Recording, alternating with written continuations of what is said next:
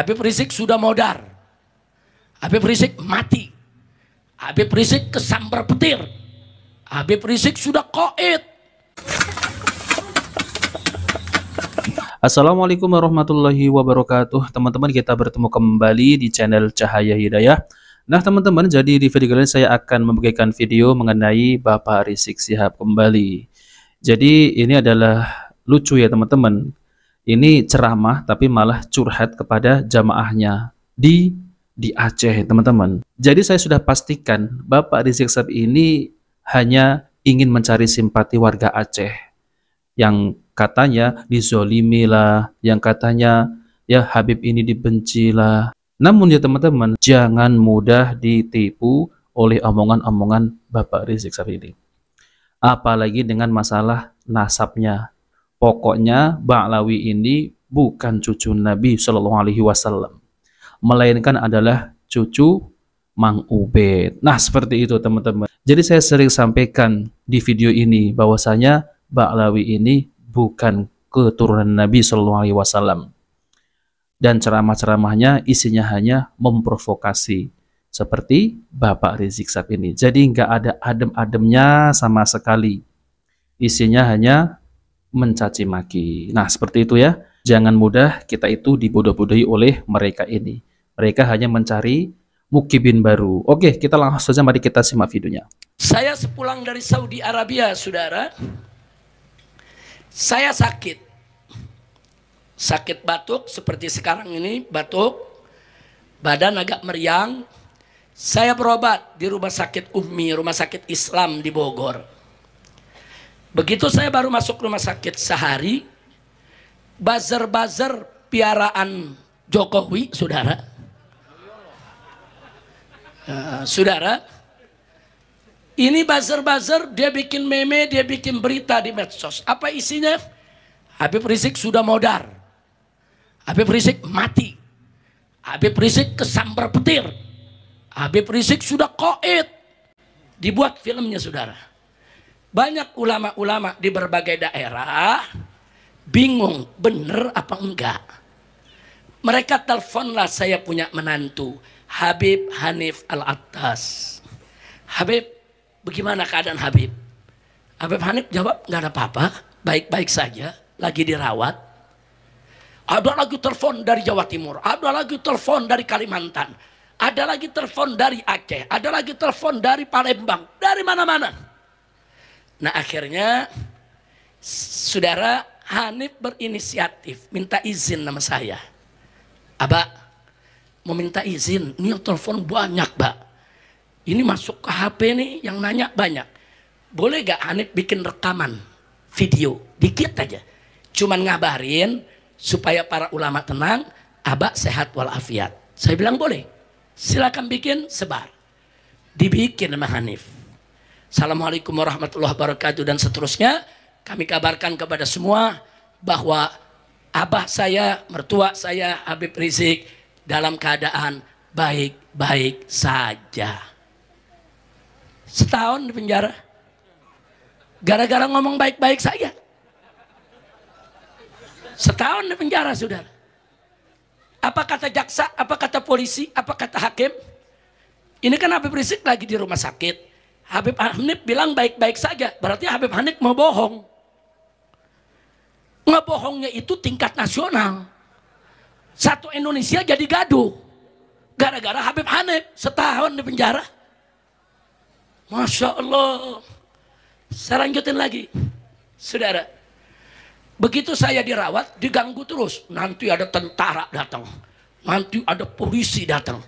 Ini rumah sakit diganggu, saudara. Bahkan kantornya diacak-acak, saudara. Jadi mereka mau tahu bagaimana keadaan saya. Lucunya, semua ruang dia datengin, semua kantor dia datengin, masuk ke kamar saya nggak berani.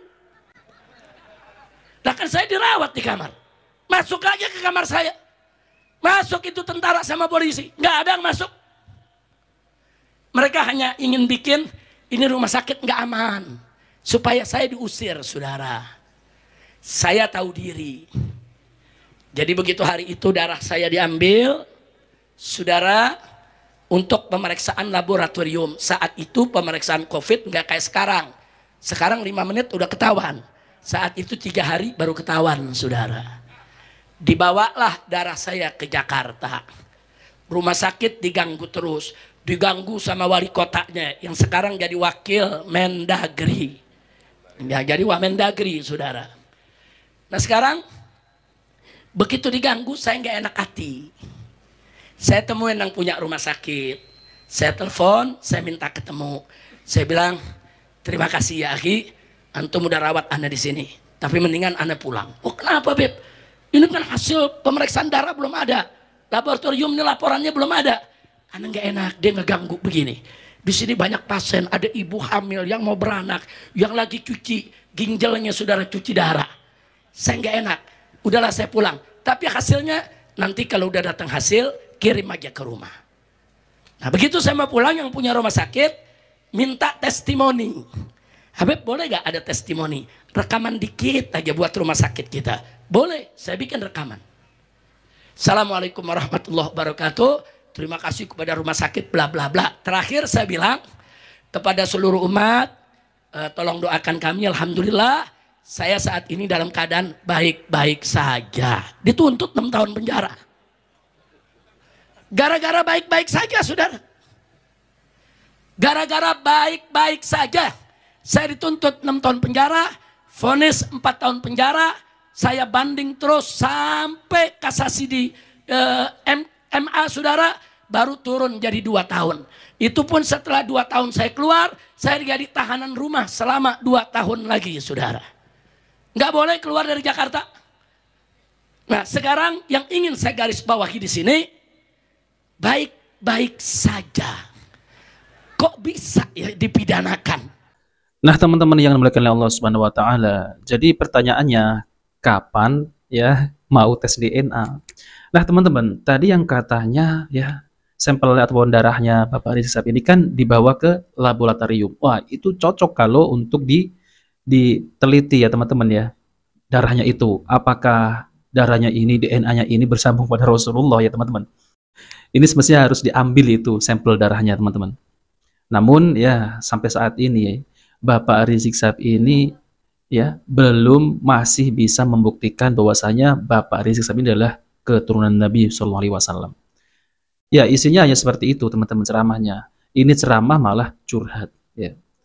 Kalau seorang ulama, seorang pendakwah, ya sudah sampaikan ilmu-ilmu agama, ini yang disampaikan hanya mencaci maki, mengadu domba, menjelek-jelekan pemerintah, ya wajar ditangkap. Kan ini membuat kegaduhan umat.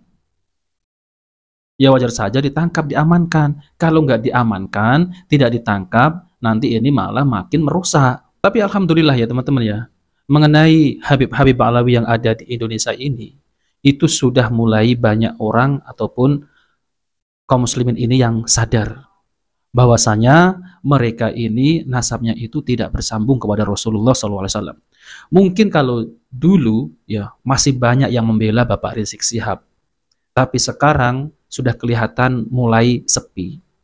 Maka dari itu Bapak Rizik Syihab ini mencari mukibin-mukibin baru yang bisa dikibulin, bisa dibodoh-bodohi dengan mengatasnamakan cucu Rasulullah Shallallahu Alaihi Wasallam. Ini nih ya, targetnya adalah warga Aceh. Nah, maka dari itu saya sering sampaikan, jangan mudah dibodoh-bodohi orang-orang yang mengatasnamakan cucu Nabi. Habaib itu cucu Nabi. Mana buktinya?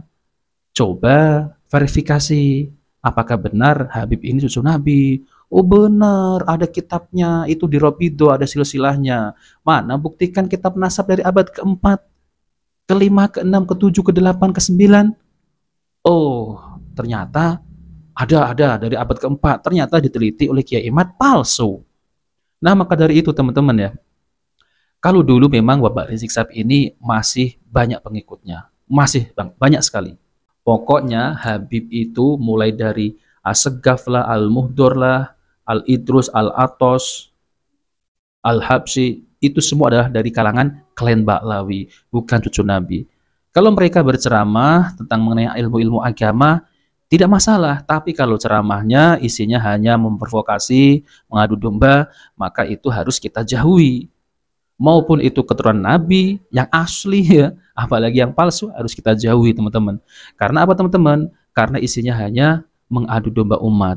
Jadi tidak ada faedahnya sama sekali. Apalagi ceramahnya dua dari khurafat yang katanya bisa mi'raj, itu fakih mukodam, bertemu dengan Allah 70 kali dalam sehari, bisa menurunkan hujan susu. Bahkan pesawat terbang itu katanya ada seorang Habib memiliki karomah bisa memundurkan pesawat terbang. Udah terbang mundur. Ini kan ajaran-ajaran yang bertentangan dengan ajaran Islam. Jadi ajaran Habib-Habib ini malah lebih, yaitu ajaran dari leluhurnya. Nah seperti itu teman-teman. Jadi jangan mudah terprovokasi ya. Jangan mudah diadu domba. Jangan mudah tertipu dengan omongan Habib-Habib Alawi yang mengaku sebagai cucu Nabi. Nah oke teman-teman, kita bertemu di video berikutnya. Jika video bermanfaat jangan lupa like dan subscribe di channel Cahaya Hidayah. Wassalamualaikum warahmatullahi wabarakatuh.